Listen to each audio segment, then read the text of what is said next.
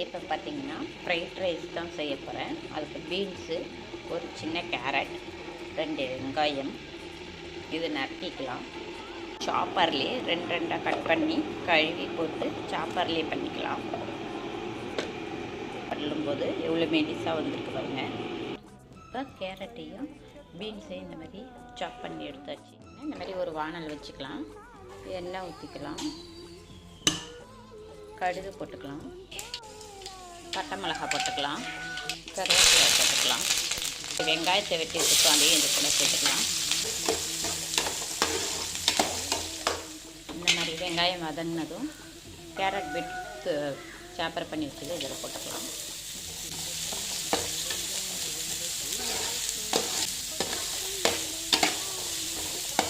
கொஞ்சமாக உப்பு சேர்த்துக்கலாம்.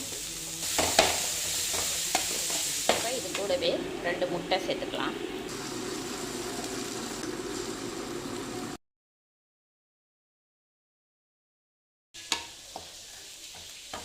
சுட சுட சாப்பாடு சேர்த்துக்கலாம்.